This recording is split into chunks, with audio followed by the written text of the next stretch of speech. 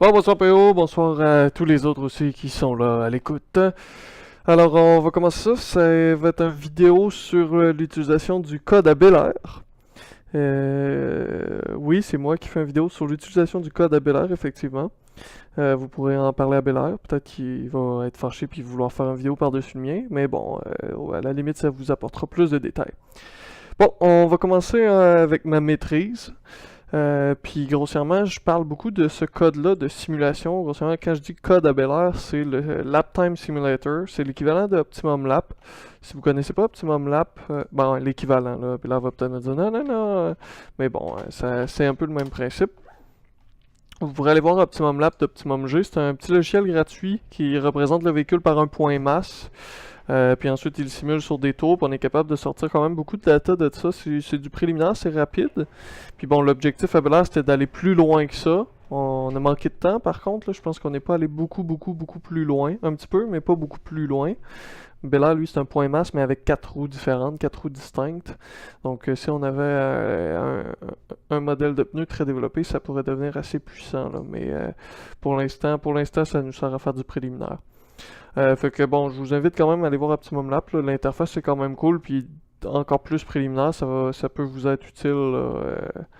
Quand même, c'est quand même très intéressant. Mais bon, revenons au code que nous on a développé.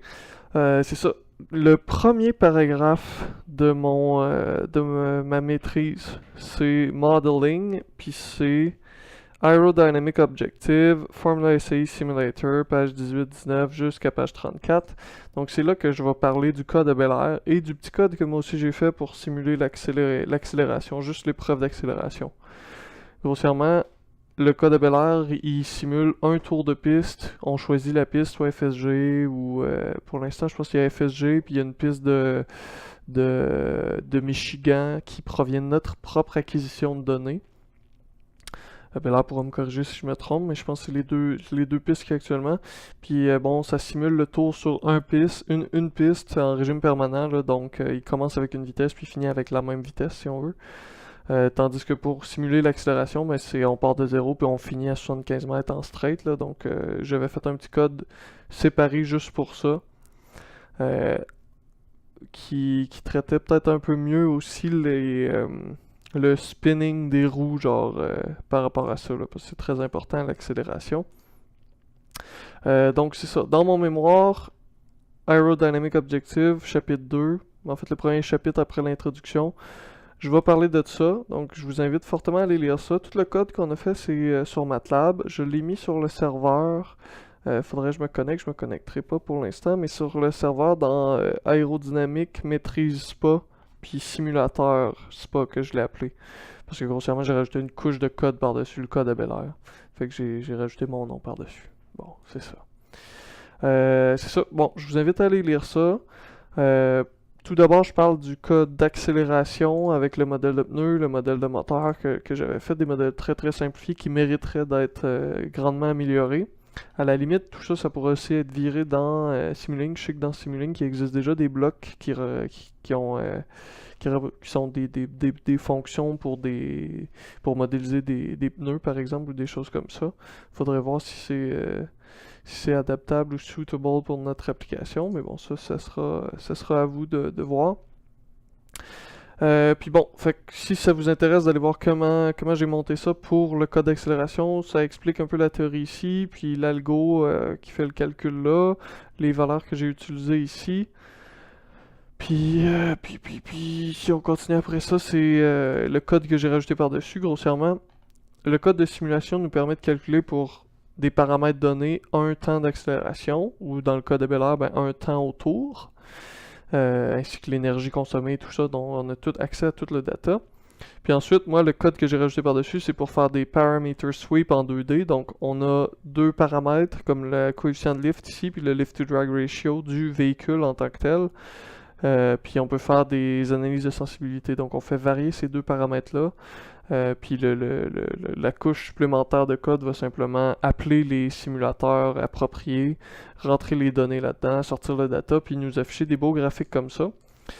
Puis grossièrement, ça c'est pour le temps. Ça, c'est le pointage à l'accélération. Puis là, ici, c'est le pointage total à la compétition. Toutes les épreuves dynamiques, on s'entend, là, il n'y a rien des épreuves statiques là-dedans. Donc, on est capable, avec le code, de voir la sensibilité du score overall des dynamic events par rapport à n'importe quel autre paramètre. Puis je l'ai toujours fait en 2D, là, parce que pour moi, c'était ça qui était intéressant. Comme par ici, si on regarde sur ce graphique-là, le pointage, donc 530 en jaune, 470 en bleu foncé, si je me trompe pas, c'est quoi? C'est 625 le maximum sur les épreuves dynamiques. Donc ça fait 225, 325, c'est 675. Donc, ouais, ça ressemblerait pas mal à ça, 675. Donc on voit qu'il y a encore des croûtes à manger, là. On a 140 points à aller chercher encore, là. Donc, soit le simulateur est trop conservateur, ou soit notre char est poche. Mais bon, tout ça pour dire qu'on voit finalement l'effet que ces deux paramètres-là ont sur le score. Puis moi, c'est un peu comme ça que je me suis établi mon objectif de design pour l'aérodynamique du véhicule. Puis grossièrement, tous vos projets, toutes les heures que vous investissez dans le projet devraient être mis sur un graphe comme ça. C'est-à-dire, est-ce que les heures que j'investis là-dedans vont dans la bonne direction pour améliorer au maximum le score à compétition? Puis c'est là que cet outil-là va vous devenir très très très utile. Est-ce que mieux vaut mettre, je sais pas moi, 2 kg de masse ou avoir plus de CL? Vous pouvez tracer, je me rappelle plus c'est quoi tous les paramètres, là, mais il y en a une couple, là. Je pense qu'il y en a peut-être même plus que ça, on ira voir dans le code à Bel Air tantôt. Mais c'est là que vous pouvez faire des compromis puis voir qu'est-ce qui est le plus sensible. C'est quoi qui va faire changer le plus rapidement votre score, puis vous êtes capable de viser ce paramètre-là. Si c'est la masse, puis je pense que la masse c'est quand même un des très gros facteurs, là. Si c'est la masse, ben allez travailler dans masse puis foutez-vous du reste parce que c'est la masse qui va vous rapporter le plus pour un nombre X d'heures investies. Par contre, faut toujours mettre un bémol là-dessus, ça tient pas compte des pilotes. Donc, si on suppose un pilote parfait, ben là, il a tuné un peu ses algos, mais ça suppose quand même que ça suit une ligne de course pratiquement parfaite. Donc là, c'est sûr que toutes les conclusions que vous tirez de ce genre d'outil-là, ben, il faut préalablement optimiser vos pilotes, t'sais. Mais bon, ça vous permet quand même, côté design, de savoir dans quelle direction travailler. Puis bon, c'est ça là. Finalement ici, je décris pas tant le code à Bel Air en tant que tel là-dedans. Je dis genre allez voir. Vous êtes invité à consulter le work of Monsieur Bel Air, MSc Candidate, qui va finir un jour et qui va vous donner son mémoire. Donc à partir du moment que vous l'aurez, ben, vous pourrez aller voir dedans pour plus de détails. Mais on va quand même aller voir son code aujourd'hui même. Donc c'est ça pour la maîtrise. Donc je vous invite encore à aller lire cette section-là si ça vous intéresse. Pour le code. Maintenant, si on ouvre MATLAB. Je vais fermer ça, je vais fermer ça. Donc, je vais vous ouvrir ça de la même façon que c'est fait dans sur le serveur. Donc, sur le serveur, vous avez pas tous ces dossiers-là. Là, en ce moment, à gauche, ce que vous voyez, il y en a trop. Vous avez juste Simulateur SPA puis une couple d'autres, vous autres. Fait que vous rentrez dans Simulateur SPA, puis c'est là que ça se passe. Donc vous avez Score Sensibility Analysis, ça c'est le master script pour faire des sweeps. Donc pour faire une analyse de sensibilité par rapport à deux variables. Donc on va juste regarder ça rapidement. C'est la couche supérieure, si vous voulez, du code. Puis bon, je prétends pas que c'est parfait, c'est vraiment pas parfait à mon avis. En y repensant à ça, les simulateurs, je les ferais tout en Simulink, puis je ferais un script qui appelle les Simulink, puis etc. Mais bon, quand même. Vous pourrez commencer avec ça, puis je pense que vous pouvez déjà tirer beaucoup d'informations de ça avant de penser à le changer, puis de tout chambouler ça. C'est quand même long, je vous avertis, rouler des analyses de sensibilité, fait que vous pouvez modifier le nombre de cœurs de calcul. Je l'ai codé avec des parts forts. Ensuite, deuxième paramètre, est-ce que vous faites des analyses avec des paramètres aéro? Grossièrement, pourquoi j'ai mis ce code-là? C'est parce que en aéro, j'utilise le lift to drag ratio. Puis le lift to drag ratio, c'est pas une variable qu'on input au modèle. Donc, il faut que je fasse un peu une transformation. Je vais inputter le lift et le drag au modèle. Mais moi, dans mon script ici, je veux avoir le lift to drag ratio. Fait que c'est simplement pour dire, si vous voulez faire une analyse aéro avec le lift to drag ratio, il faut mettre ça à 1, puis il y a une zone de code différente qui est utilisée. C'est pas idéal, mais bon, ça marche. Nombre de points pour chaque paramètre, donc l'axe des X, l'axe des Y, vos deux paramètres pour lesquels vous voulez swooper. Vous pouvez mettre, je dirais, un minimum de 3. On va mettre 3, disons, si on veut faire un exemple aujourd'hui, sans que ça soit trop long à calculer. Des flags pour l'affichage des graphiques, donc sont toutes à 1 pour l'instant. Ensuite, les références. Donc, tout le score est calculé par rapport à ça.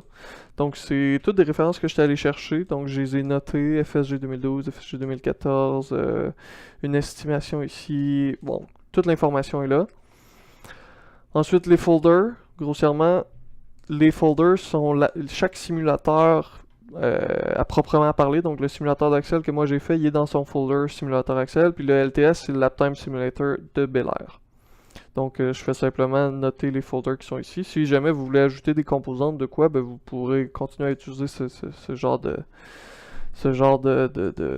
référencement-là, là, mais bon, il y a toujours place à amélioration aussi. Ici, ça part simplement les opérations préliminaires pour les pools, la part pool. Finalement, je pense avec les nouvelles versions de MATLAB, vous n'auriez même pas besoin. Là, il part par défaut des par pools quand on fait une part for, mais bon, dans le temps, c'était pas comme ça, fait que c'est maintenant comme ça. Ici, l'analyse avec le lift to drag ratio, c'est ça. Donc, c'est simplement deux boucles, on sweep les deux paramètres, puis on va faire appel à nos fonctions. Simulateur Axel, LTSCOM, qui est celui à Bel Air, pour la skid pad, pour l'autocross, puis pour l'endurance. Donc, à chaque fois, on appelle le code différent. Donc, je me suis trompé tantôt. Il y a 4 pistes, je pense. Une piste d'autocross, une piste de skid pad, puis une piste d'endurance. 2 pistes d'endurance, en fait. 1 et 2, la première variable, finalement, ça vous donne la piste. Puis ensuite, tout le post-traitement de ça. Puis après ça, ici, c'est si vous ne faites pas de LED, donc c'est vous inputez variable 1, variable 2 directement. Puis après ça, post-traitement, calcul du score. Toutes ces fonctions-là, je les ai validées big time. J'ai été voir les résultats des compétitions sur Internet. J'ai inputé les résultats, les temps de certaines équipes, puis j'ai vraiment validé là, que chaque fonction était conforme. Donc, touchez pas à ça, c'est validé, c'est conforme. Puis après ça, le plot pour tous les graphes, bon, ça, j'irai pas en détail là-dedans, là, je vous invite à consulter si jamais un problème, mais pour l'instant, ça marche bien. Puis après ça, l'enregistrement, bon, est-ce que vous voulez enregistrer? Vous voyez ici, j'ai des save files, ben c'est de quand j'ai fait des sensibilités ou des choses comme ça, là, donc vous pouvez enregistrer le data pour pouvoir le replotter, là. Finalement, vous avez juste à faire load de ça, puis ensuite vous pouvez faire, tu sais, si je fais un exemple, non, je ferai même pas l'autre, je vais double-cliquer final mémoire, tiens. Puis après ça, je peux exécuter juste la section du plot. Puis en théorie, il devrait me sortir tous les graphes. Et voilà. Donc là, j'ai tous les graphes pour chaque épreuve, le temps et le score associés. Là. Donc c'est pour ça qu'il y a pas mal de graphes. Fait que ce que vous pouvez voir, c'est comme par exemple au skid pad, le lift to drag ratio, ben on s'en crisse. Il n'y a aucun effet sur le score, le lift to drag ratio. Parce que le drag, on s'en balance en skid pad. C'est vraiment le coefficient de lift qui est important. Donc, si on veut diminuer le temps, ici le but c'est de diminuer le temps, ben on augmente le lift, puis peu importe le lift to drag ratio, ben c'est logique. Fait que ça nous donne des idées. Pour l'instant, comme je vous dis, c'est juste le lift to drag ratio, mais vous pouvez changer ces variables-là, puis utiliser les variables que vous voulez. Je vais vous montrer comment faire ça dans pas trop long. On va closer toutes les... Alright. Donc ça, c'est ça pour la couche supérieure de code. Maintenant, on va aller un peu plus en détail. On va commencer par le simulateur d'Axel. Le simulateur d'Axel, vous avez ça ici. Donc SimAxel, c'est le master script, si on veut. C'est la fonction qui prend en entrée les paramètres, puis un flag pour le graphe, puis qui va nous sortir le temps, le score, puis data, qui est une matrice de tout le data, si on veut faire du post-traitement quelconque. Puis elle, finalement, a défini des paramètres par défaut, ici. Puis quand vous faites appel à la fonction pmod, pvalue, vous irez voir dans le code comment c'est fait, là, mais finalement, dans pmod, vous mettez le string. Donc, ça va être string de l'empattement ici, puis vous mettez la nouvelle valeur. Un peu de la même façon que c'est fait dans la couche supérieure de code, si on va voir, là. Donc, je fais appel à simaxel. Je mets 0 parce que je veux pas avoir les graphes ici. Ensuite, je mets un cell array des variables que je veux changer, CLCD. Puis ensuite, je mets un cell array des valeurs de ces variables-là. Donc, grossièrement, ce que lui fait, c'est qu'il prend toujours ses variables par défaut. Puis ensuite, il change ses variables par défaut selon les valeurs puis les paramètres que vous lui demandez. Donc, si jamais le véhicule change, tu sais, je sais pas moi, l'empattement change, ben, il faut aller le changer dans chacun des codes. C'est un peu un défaut de nos codes actuels, tu sais, c'est pas parfait, là, quand on avait pensé à ça, c'était pas pensé de manière globale. Fait qu'il faut aller changer dans Simaxel les paramètres par défaut, puis va falloir faire la même chose dans le LTS aussi. Le LTS c'est un peu plus compliqué, mais il y a un code qui s'appelle paramètres ici. Puis lui aussi, ben vous avez plein de variables qui sont nommées de manière différente de moi, effectivement. Puis il faut aller les changer là aussi, là. Donc, je sais pas, moi, si vous décidez d'aller compétitionner au Pérou, dans les montagnes, puis que la densité de l'air change, ben il faut aller changer la densité de l'air dans les deux codes. Donc, simplement garder ça en tête quand viendra le temps d'adapter ça pour votre nouveau véhicule, là. Donc si je continue ici, je veux pas non plus aller trop dans les détails, ça va être trop long là, mais bon, toutes des variables, des valeurs initiales, puis après ça, le traitement des variables modifiées, c'est ici que ça fait ça.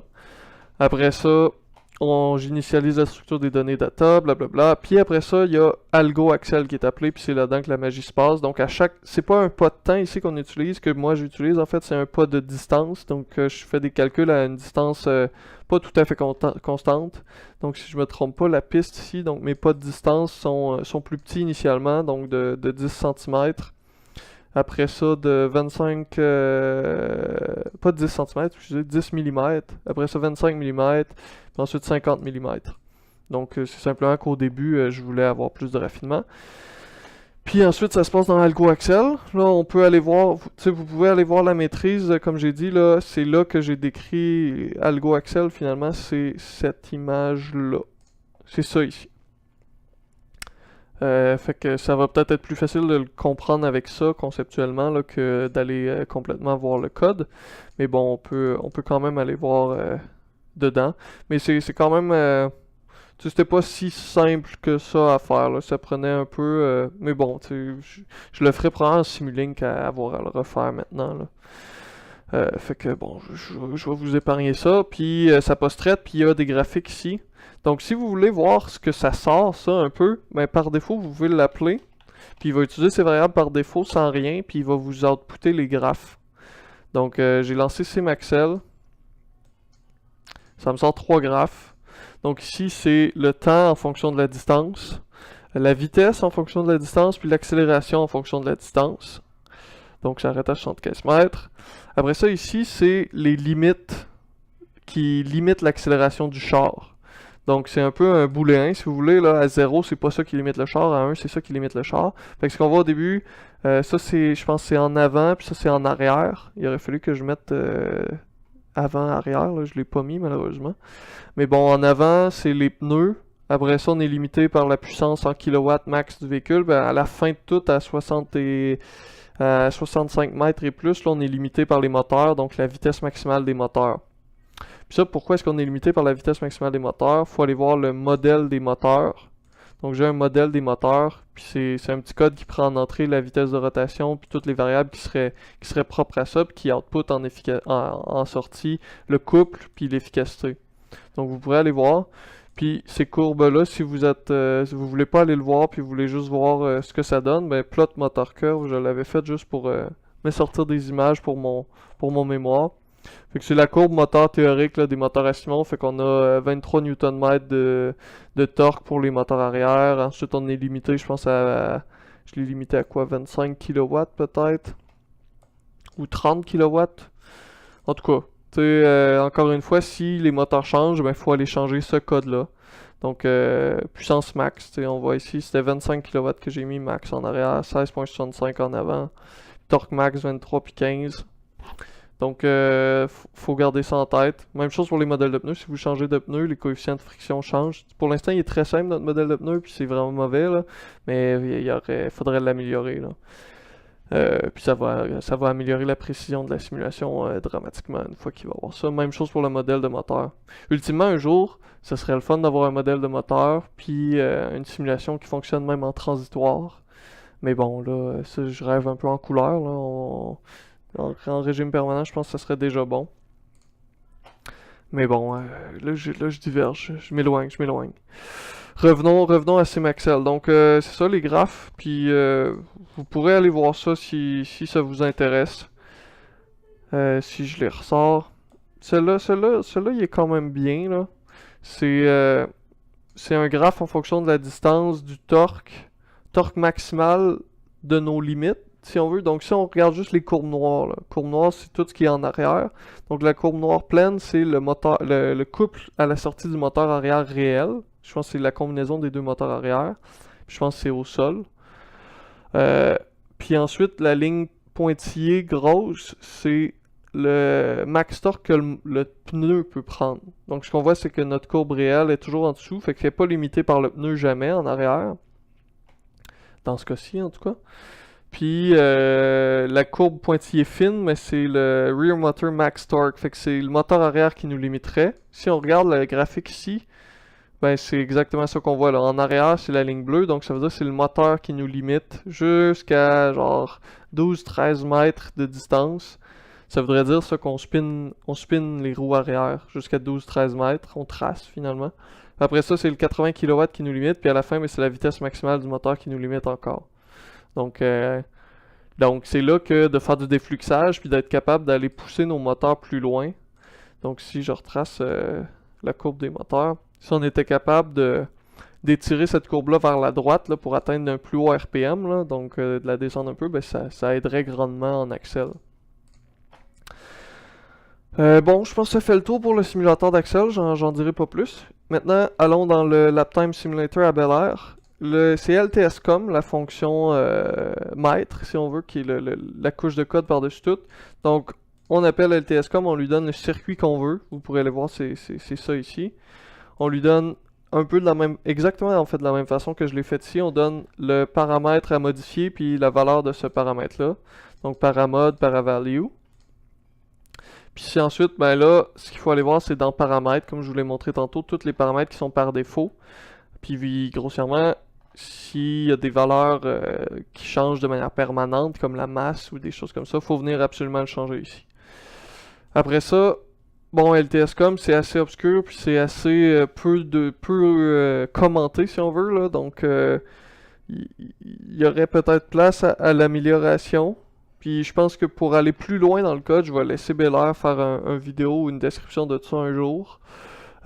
Pour l'instant, vous autres, ce qui est peut-être important des fois, c'est d'aller dans post-traitement ici. Si vous voulez sortir plus de data, c'est ici que ça se passe. Donc finalement, toute la magie se passe ici. Puis ensuite, dans post-traitement, on va juste utiliser cette magie-là pour sortir ce qu'on veut. Fait qu'on calcule le temps, l'accélération, etc. Tout ça. Donc comme sur la discussion sur le wiki là, pour les bus bars, où est-ce que j'ai fait un graphe. En fait, je vais y aller juste pour qu'on comprenne de quoi je parle. Donc dans la discussion sur les bus bars, ouais c'est ça, sur les bus bars, où est-ce que j'ai sorti un graphe parce que je trouvais que votre valeur RMS d'ampérage était trop faible, mais c'est avec ça que je suis allé le calculer finalement. J'ai modifié le code à Bel Air pour m'outputer la puissance. Puis, pour appuyer les freins, qu'est-ce que je fais là? Autopropulsion. Pardonnez-moi, je suis pas capable de parler et de cliquer en même temps, on dirait. Allons dans la discussion. Donc c'est ça, comment est-ce que j'ai calculé la puissance RMS finalement, c'est en traçant ce graphique-là, puis comment est-ce que j'ai tracé ce graphique-là, c'est grâce au simulateur à Bel Air. Comme je dis, Optimum Lab pourrait faire sensiblement la même chose. Puis bon, comment est-ce qu'on calcule ça? Ben c'est les lignes de code que j'ai rajoutées ici. Donc la puissance propulsion RMS, puissance de freinage RMS, puissance combinée RMS. Donc j'ai rajouté ces lignes de code-là pour me sortir ça. J'ai rajouté ça dans les paramètres de sortie.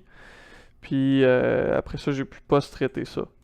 Donc c'est là que ça devient intéressant un peu de savoir comment se retrouver dans ce code-là. Mais pour l'instant, je vais me limiter ma description à ça, là. Donc LTSCOM, paramètre, qui est très important à appeler ici, et post-traitement qui est ici. Donc je pense que ça fait pas mal le tour.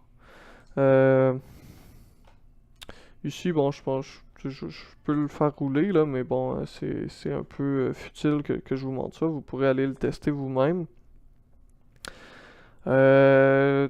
PO, à la limite, si tu as d'autres questions, tu m'en feras part. Je pourrais élaborer un peu plus longuement si nécessaire. Pour l'instant, je pense que ça fait une introduction suffisamment longue, suffisamment détaillée là-dessus.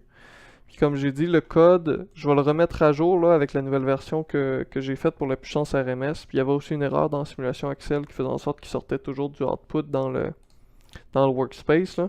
Donc je vais le remettre à jour incessamment. Puis c'est sur le serveur dans Groupe Aéro Maîtrise Spa, Simulateur Spa. Donc c'est là-dedans que ça se trouve. Alright, bon ben n'hésitez pas si vous avez des questions, puis sinon ben bonne chance comme toujours.